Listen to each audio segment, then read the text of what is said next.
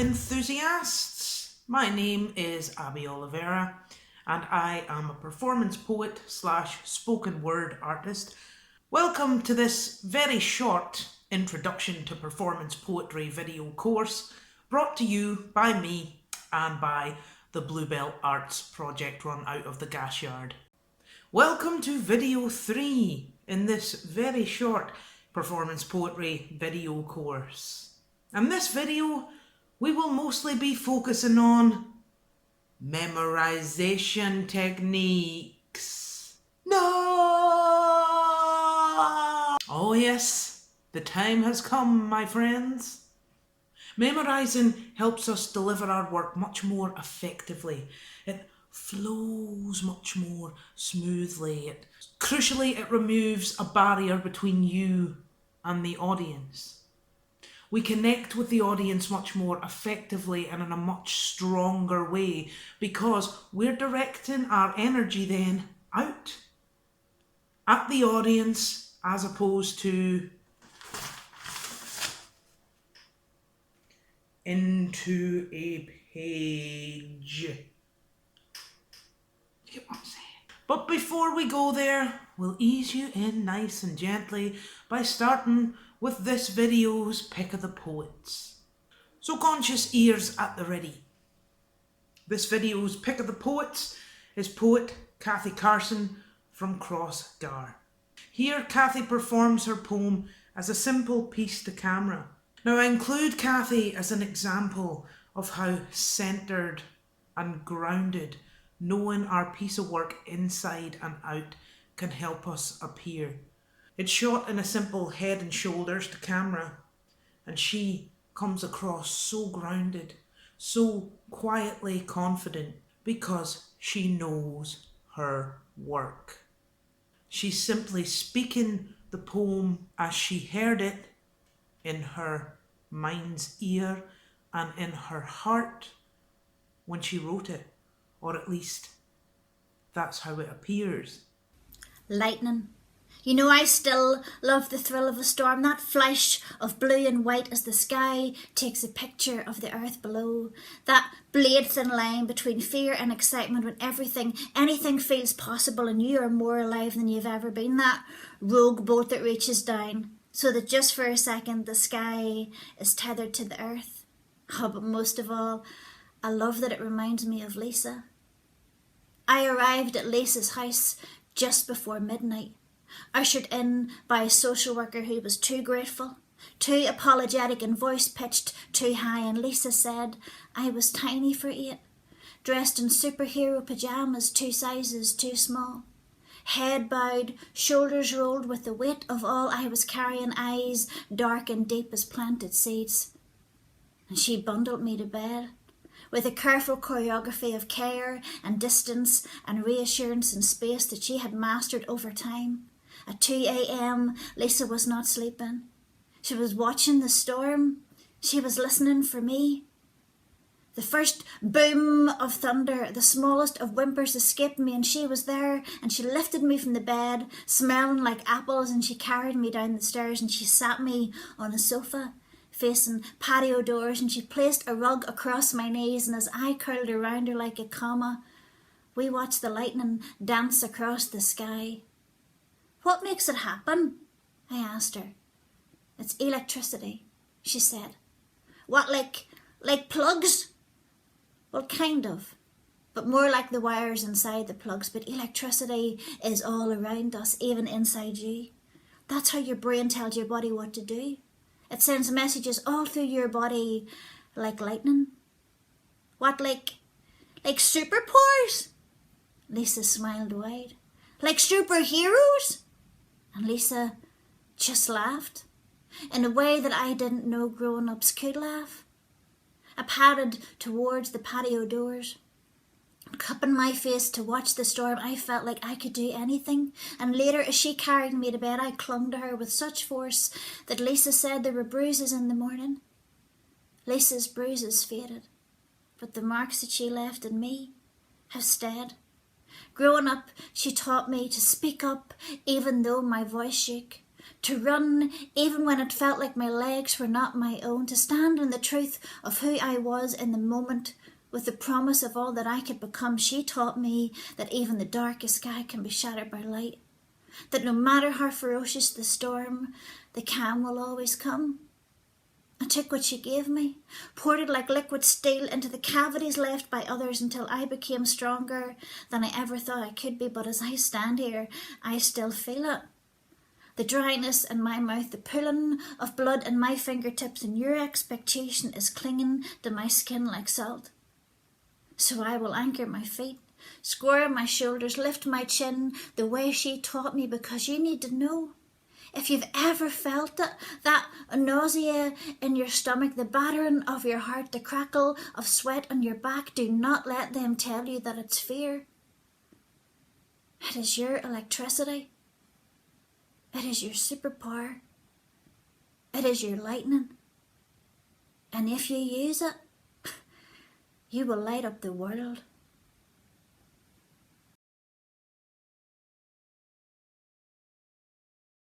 Memorisation techniques. Yay! Now for this you will need a new poem of your own, a new poem, ideally one that you've recently written, that you're not familiar with. If you don't have an existing one that you've recently written, that's fine. Choose one from your computer or notebook, but it has to be one that you don't know, obviously, because that would somewhat defeat the purpose.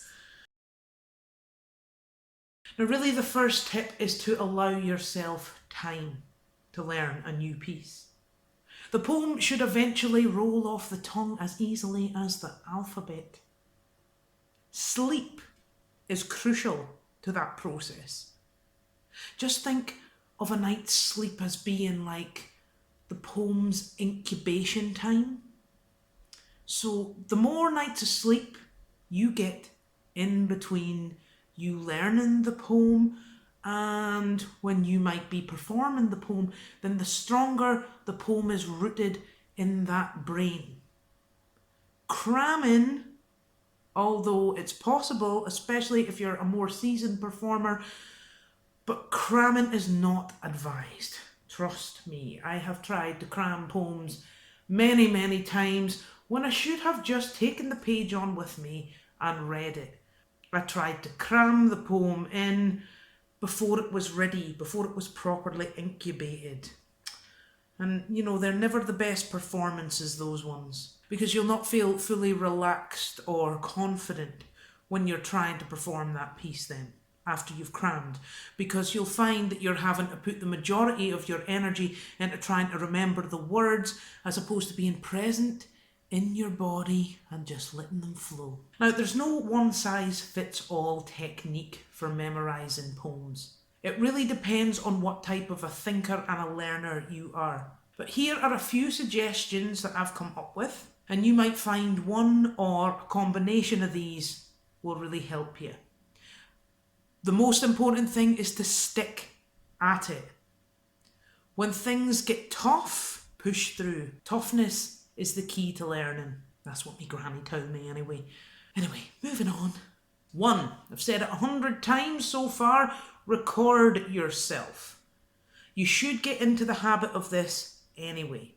Recording and listening to how your poetry sounds is crucial. You will be able to hear yourself where the piece flows, or where you need to repeat phrases, or where you'd like to repeat, say, a rhythmic pattern, or where something has a particular punch to it, particular impact. Only, and only when you have finalised the written piece. Then you start listening to the recording of the piece in its entirety over and over and over and over and over and over again, almost to the point where you can't bear your own poem that you used to. You start off relatively easy. You start seeing, can you remember one line at a time? Then 2 lines, then 3, then 4, and so on and so forth, until you can memorise the entire stanza. and you learn stanza by stanza this way. So you don't move on to the next stanza until you have the previous one fully memorized. And then, of course, you start to see, can you remember one whole stanza, then two whole stanzas together, then three whole stanzas together? You get what I'm saying. You'll start to realise that aspects of your poem's construction, such as the rhythmic pattern, the rhyme scheme and so on, will really help you in memorising the piece, not just learning the words. The whole thing works as a bit of a holistic system. Memorisation technique 2 is play a movie or a series of still images in the brain. Now, personally, this technique is the one that works best for me. This is for more visual thinkers. In the early part of the process, rather than trying to remember the piece word for word, you create a movie or a series of still images in your brain. And try to remember the images instead of the words. For example, if the line of the poem is, "And what rough beast, its hour come round at last, slouches towards Bethlehem to be born." Now, the movie that plays in my brain for that is this. So I imagine a scruffy, hungover looking coyote woken up by an alarm clock, and it turns and it limps across a desert landscape towards a distant town with a star hovering above it. Whatever works for you. Memorisation technique number 3 is stick people. Yes, draw stick people in a makeshift cartoon strip, and remember the stick people scenes. It's very similar, only much more simple. Technique number 4, time consuming but worth it, is write it out. So it's very similar to technique 1, only you're writing down the poem as you go, line by line by line, stanza by stanza. Time consuming, tedious, but very, very effective, because you're seeing those words written in front of you as well as engaging the memory. Technique number 5. Now, this is for the latter stages of memorising. This is for when you have got the words pretty much in place. You might still be stumbling over bits and bobs, or you might be still having to stop in places, but you pretty much have those words down.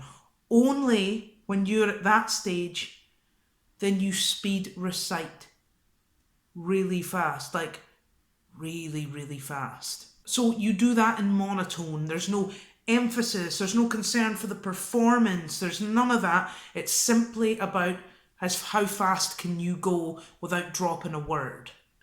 And though it's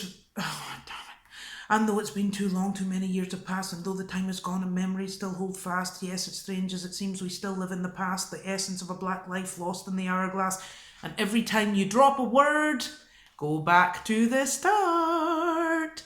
Needless to say, your task for this video is to take that new piece of yours and memorise it. Good luck!